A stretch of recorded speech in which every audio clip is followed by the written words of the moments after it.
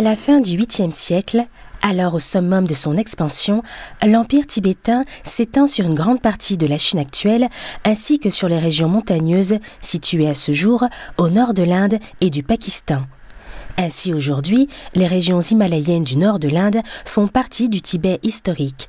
Elles sont séparées du reste de l'Inde par la chaîne himalayenne ouest.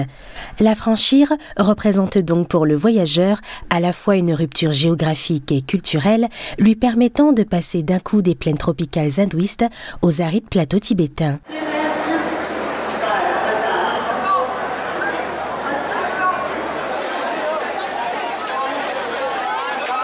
C'est à la gare de Delhi que commence le voyage d'Alexandre. Son but est de rejoindre la vallée du Spiti, située à 4000 mètres au cœur de l'Himalaya, dans l'ancien Tibet historique. En Inde, se déplacer entre les villes est aisé de par la densité du réseau ferroviaire.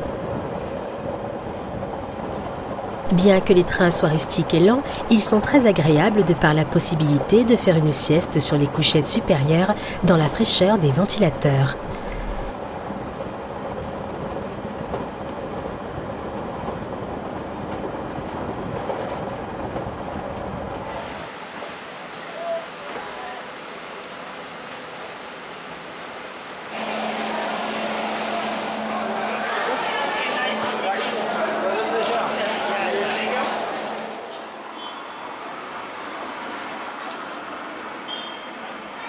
La petite ville de Kalka marque la fin de la plaine et l'entrée dans les contreforts de l'Himalaya. Bien que son temple soit dédié à Kali, déesse hindouiste de la préservation, de la transformation et de la destruction, la ville comprend plusieurs temples sikhs, reconnaissables à leur style islamique.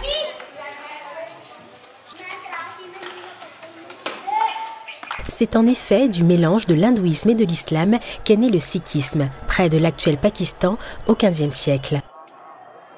Ce petit sanctuaire hindouiste dans les jardins du temple de Kali symbolise l'extraordinaire pluralité religieuse que l'on rencontre dans le nord de l'Inde.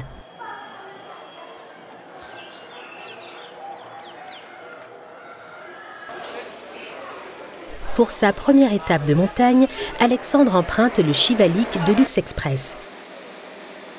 Cette ligne ferroviaire a été construite en 1898 par les Anglais pour rejoindre Shimla, la capitale d'été du Raj britannique, située à 2300 mètres d'altitude.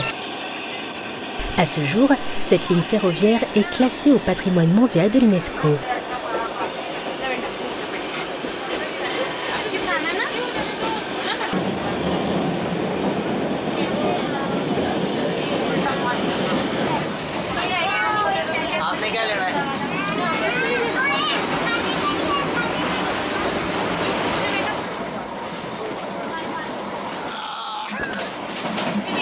Elle mange directement la crème en poudre, elle est trop mimi.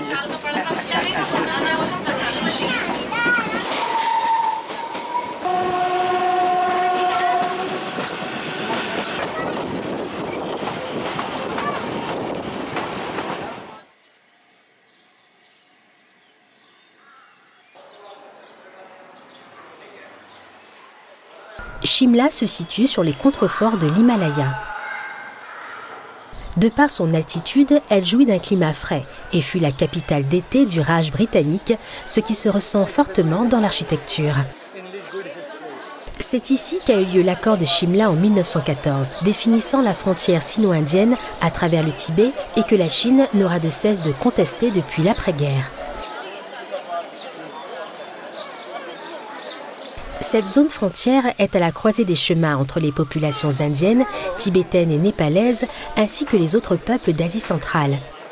Ainsi, le voyageur peut admirer une population cosmopolite vivant fortement du commerce.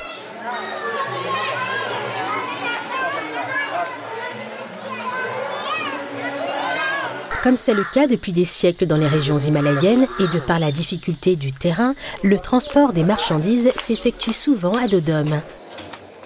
Tels des fourmis, les porteurs himalayens peuvent déplacer ainsi des charges dépassant largement le poids de leur corps et allant jusqu'à plus de 100 kg.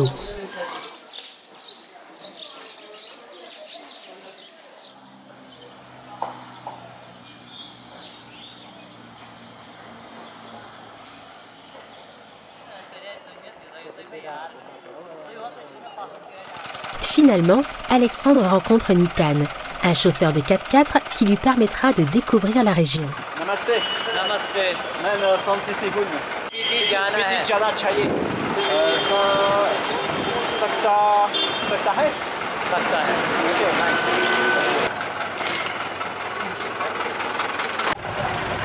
Do you like music? No. Oh, not so much.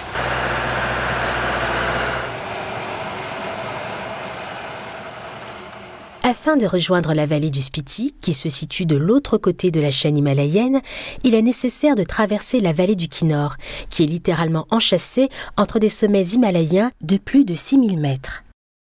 La première étape s'étire donc jusqu'au village de Sangla, en plein cœur du pays Kinor. La route traversant le Kinor le long de la rivière Sutlej, un affluent de l'Indu, est réputée être la plus dangereuse et la plus accidentée au monde. Elle a été construite par les Britanniques dans une tentative d'invasion du Tibet et ne semble pas avoir été modernisée depuis. Chaque année, des dizaines de malheureux chutent dans ces gorges profondes, sans grand espoir de survie. Comme cela se fait dans la région, Nitan et Alexandre aideront souvent les locaux en les prenant en stop, ce qui leur permet de faire de sympathiques rencontres. Chitkul. Jate hen. Wamtung. Jadi chuda nain hai. Lalka nain hai. Nice. Melonem Alex hai. Les habitants de la vallée du Kinor, les Kinori, sont un peuple d'origine aryenne, mais fortement mélangé avec des populations d'origine mongole qui jadis conquirent de nombreux territoires à travers le plateau tibétain. Ok, bye bye. La route continue dans un paysage extrême, en équilibre entre les pics himalayens et les falaises abruptes. Le Kinor ressemble finalement davantage à un canyon profond qu'à une vallée.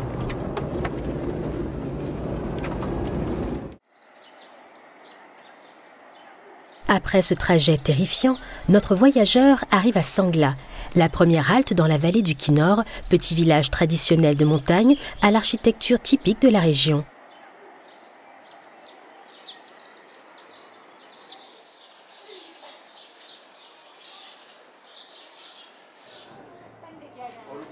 Les temples bouddhistes, avec leurs moulins à prière caractéristiques, préfigurent les vallées tibétaines qui succéderont au pays Kinor.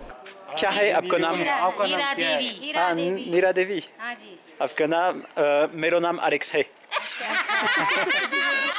De par l'absence de sources historiques fiables, l'histoire du Kinor est peu connue et les seules références relèvent surtout de la mythologie. Il est cependant indéniable que la culture Kinori soit fortement influencée par la culture tibétaine voisine, aussi bien dans les modes de vie que dans la spiritualité.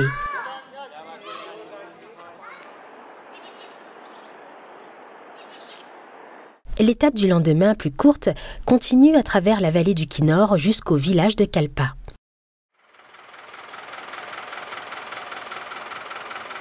À cette occasion, notre voyageur tintinophile ne manquera pas de reconnaître que la terrifiante vallée du Kinor est sans doute la route de montagne sur laquelle Tintin poursuivit Rastapopoulos en conduisant à tombeau ouvert dans une Formule 1 des années 30. Alexandre se dit alors que si Hergé était réellement venu sur place, il aurait jugé la scène totalement irréaliste.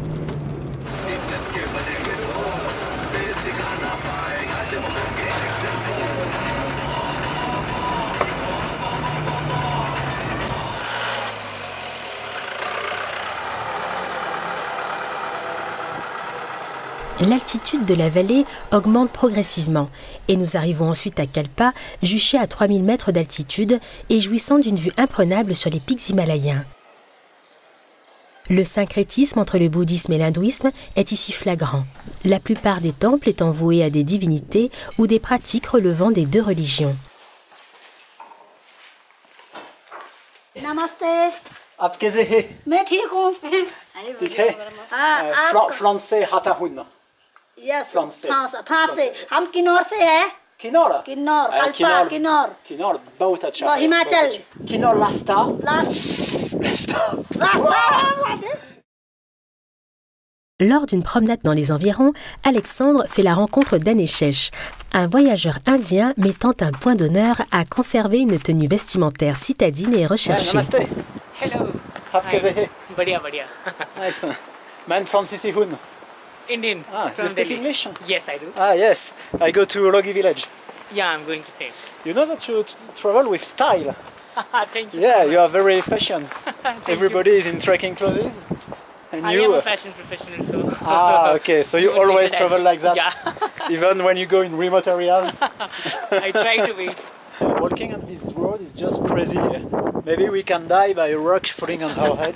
Yes, we're totally at the mercy of God right now.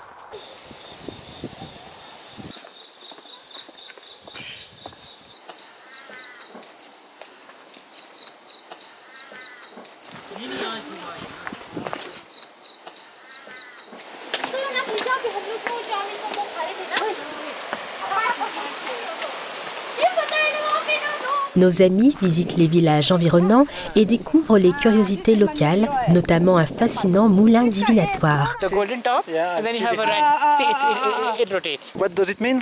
सारा इसको फोटो खींचेंगे ना इसका शक्ति आ जाता है.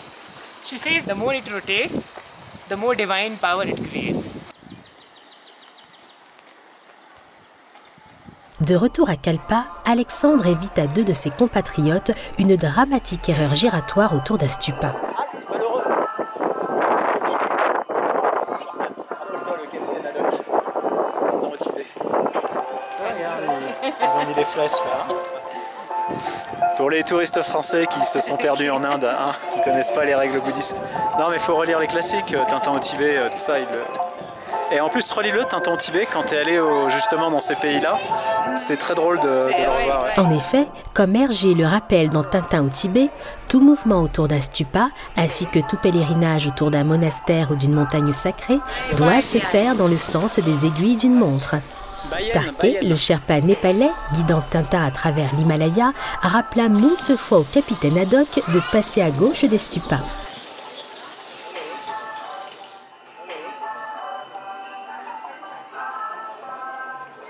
C'est sous la bienveillance du mont Jorkenden et surtout du Kinner Kailash, surmonté d'un Shimvalinga naturel, c'est-à-dire d'une pierre dressée symbolisant le dieu Shiva, que nos deux aventuriers prévoient dès le lendemain de pénétrer dans la vallée du Spiti, située en terre tibétaine. Tomorrow we go to the other side. There, that side. Yes, to That Tabo. extreme corner, yeah. Tabo. Spiti Valley. Yeah. La route de l'extrême reprend de plus belle. La Trinité hindoue incarne le cycle de manifestation, conservation et dissolution de l'univers dont Brahma est le créateur, Vishnu le protecteur et Shiva le destructeur. We are in the land of Shiva. Yes. The Lord of Destruction. Les Indiens, ils avaient voulu le tuer, je crois. Ils avaient voulu tuer Milou. Pour Shiva. Shiva, dieu de la destruction, est la principale divinité de la vallée du Kinor. Sans doute du fait qu'il réside dans le célèbre mont Kailash, d'où la rivière Sutlej prend sa source avant de fertiliser le Kinor. Il doit donc être craint et hautement respecté par le voyageur. Keep Lord Shiva's name. Ah, oh yes. It's nice to take some passengers. Especially on such difficult roads. So, namaste. L'obstacle suivant nous rappelle le fameux pont suspendu où se situe la scène finale du film Indiana Jones et le Temple maudit, qui traitait du culte de Shiva. Et c'est sûr, si on croise le bus sur le pont. Man, Daltarhun. Traverser cette épreuve dans la crainte de Shiva ramène à la fois les voyageurs les plus actés.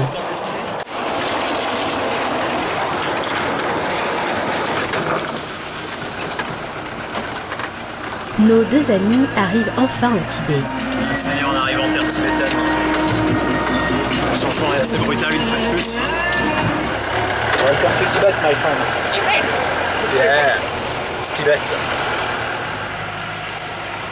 De par l'altitude supérieure à 3000 mètres, le paysage devient dantesque et la végétation de la vallée du Kinor laisse place à l'aridité de la vallée du Spiti, ce qui ne change rien d'ailleurs au caractère terrifiant de la route.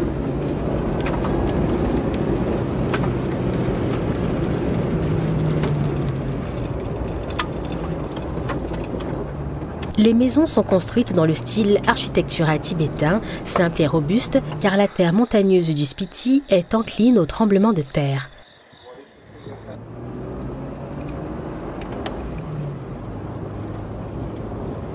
Nous arrivons au village de Tabo.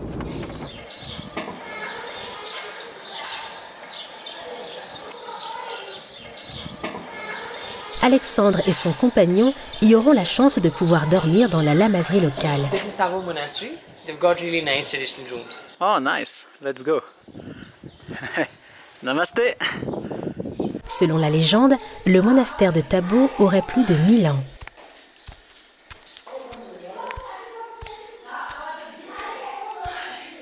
Hey, Aneshesh, is this nice room?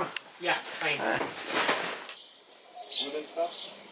Le caractère sacré de ce monastère est reconnu du Dalai Lama lui-même, qui a dit un jour vouloir y passer sa retraite.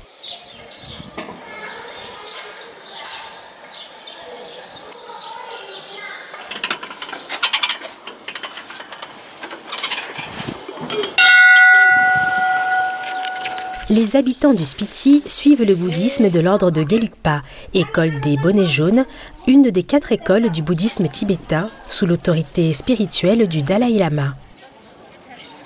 Après avoir procédé au rite d'usage, nos 2 compères ont la chance d'assister à la visite officielle d'un dignitaire politique, dans le plus grand faste et avec tous les égards dus à son rang.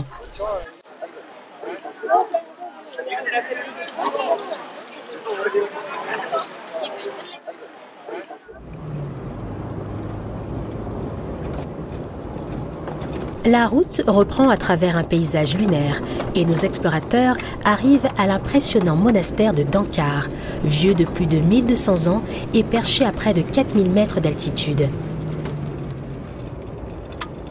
C'est ici qu'autrefois les nonos régnaient sur la vallée du Spiti et étaient chargés d'exercer la justice dont l'exceptionnelle sévérité avait été rapportée par les remplaçants britanniques. Hélas, le monastère est aujourd'hui dans un état de délabrement avancé, au point d'être parmi la liste des 100 monuments les plus en danger au monde.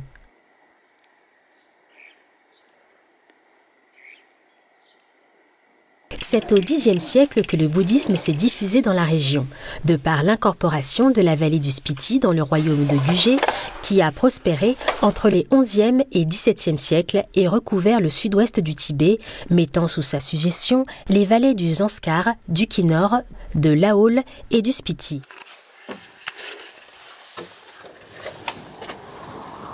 La rivière Spiti sertit la vallée de magnifiques îlots de culture. L'agriculture est d'ailleurs la principale source de revenus de la région. Viennent ensuite l'élevage ainsi que le tissage.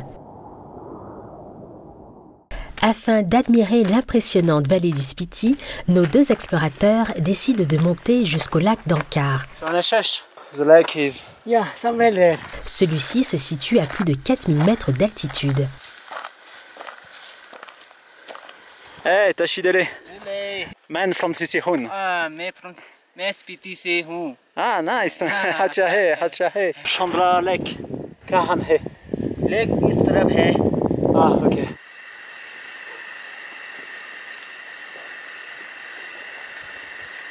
Yeah, right there. Le lac est orné d'un stupa et de drapeaux à prière. C'est un lieu isolé en plein Himalaya et il importe plus que jamais de bien respecter le sens giratoire. You've got to go by the left of the shorten. You cannot go like that. Yeah. The bad spirit, you know. Very important, the Migu. Alexandre craint plus que tout le Migu, l'abominable homme des neiges tant popularisé par Hergé. Let's try the summit. Yeah. Il lui importe donc de faire éviter toute offense aux esprits environnants afin de bénéficier de toute leur bienveillance.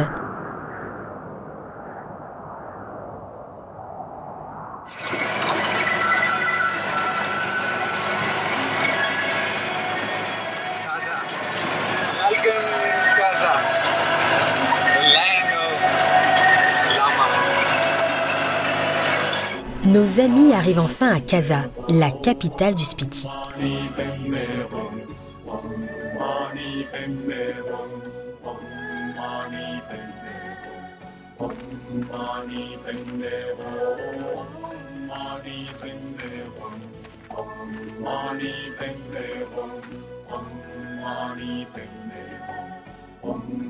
Lors de la visite de la lamaserie locale, Alexandre réalise avec stupeur que l'influence britannique s'est étendue jusqu'aux confins des Indes, au point que les moignillons de la vallée du Spiti s'adonnent au cricket, sport étonnant dont la signification reste encore plus mystérieuse à notre voyageur que les secrets du Kinnar Kailash.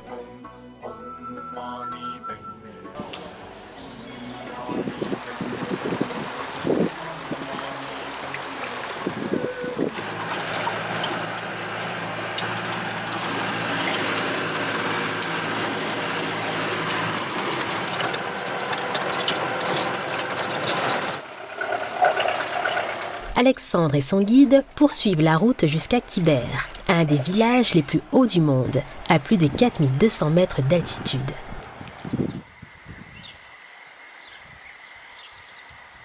L'ambiance est austère et rappelle celle des villes Far West fantômes où le héros solitaire pénètre sous les regards des rares habitants, souvent cachés derrière leurs volets. On ressent immédiatement la dureté de l'existence de ces montagnards. Avant la diffusion du bouddhisme tibétain, les habitants étaient des adhérents de la religion Pechoi, une religion animiste qui a eu des affinités avec le Bon, la religion chamane du Tibet. Les sacrifices humains et animaux étaient alors régulièrement offerts par peur des esprits diaboliques résidant dans le monde naturel.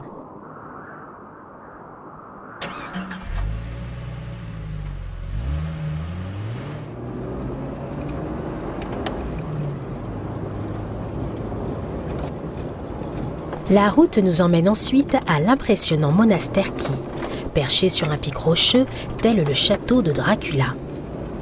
Après avoir subi les ravages des armées mongoles, des guerres locales avec les vallées voisines, d'un incendie ainsi que d'un tremblement de terre, c'est aujourd'hui un centre d'entraînement religieux pour les lamas. Les moines y mènent une vie simple faite de privations dans l'espoir d'un nirvana incertain. En observant cette chaîne à pic sous le survol des chauves-souris, Alexandre se demande si l'austérité des lieux a quoi que ce soit envié à sa région d'origine, la Bretagne. Les alternances météorologiques rappellent en effet fortement les caprices de la côte bretonne. Et c'est en profitant d'une accalmie que nos amis franchissent le col du Kunzum à plus de 4500 mètres, séparant les vallées du Spiti et de l'Aoul, une des dernières étapes avant le retour vers les plaines indiennes.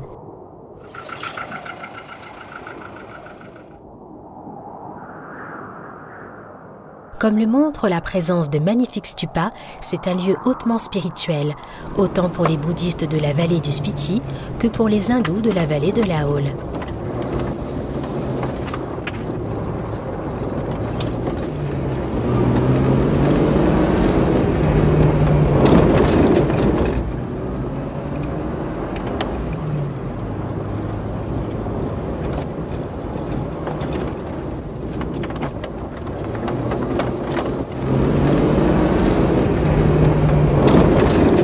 Bien que nous soyons au mois de juin, plusieurs passages enneigés bloquant la route ont dû être déblayés par les services publics.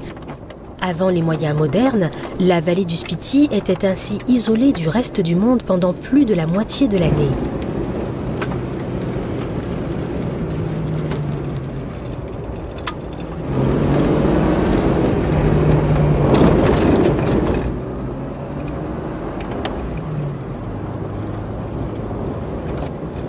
Après avoir alterné pendant plusieurs heures les zones désertiques et les pâturages, le 4x4 monte le long du col Rotang, qui permet de franchir à nouveau la chaîne himalayenne afin de redescendre dans les plaines tropicales de l'Hindoustan.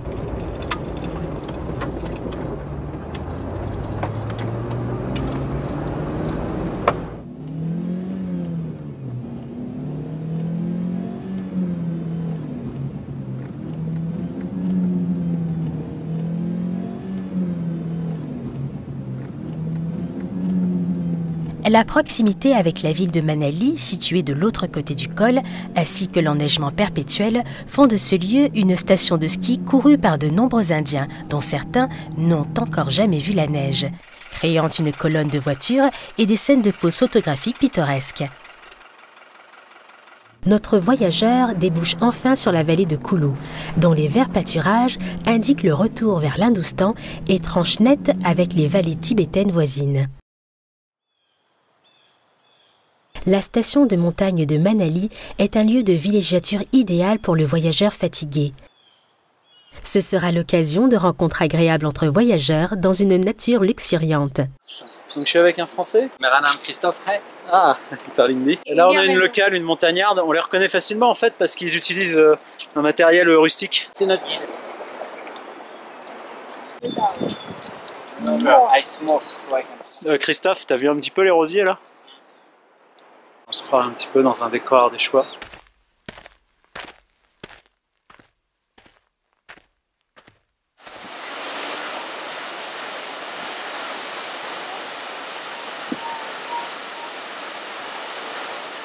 De nombreuses familles aisées viennent donc y passer les vacances et profiter du bon air de la montagne.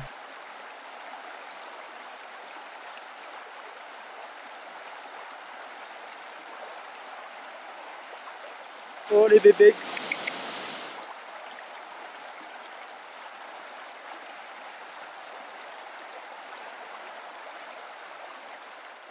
Les lieux sont également fréquentés par les adeptes des paradis artificiels puisque la région est célèbre pour la qualité de son hashish. That's a good chai.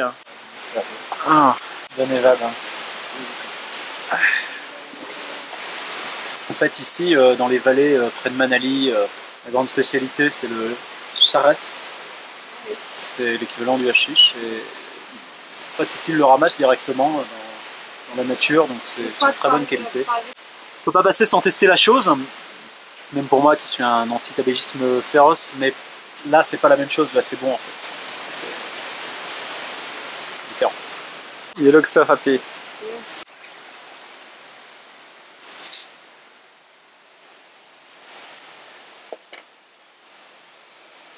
Ainsi, même un voyageur anti-tabagiste ne peut esquiver l'invitation à partager le calumet du bonheur. That's nice. Mais en fait, ça a bon goût, hein.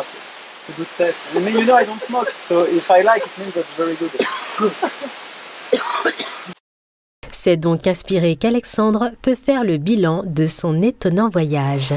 Bon, bah voilà, l'Inde, ça reste un pays assez fascinant avec une grande diversité, comme on peut le voir dans ces paysages alpins qui sont peu communs avec les images qu'on a l'habitude de voir de ce pays. Donc là, on va rentrer vers Delhi et puis il y a un avion qui m'attend pour rentrer à Paris, au travail, revoir mes chers collègues, ma famille, mes proches.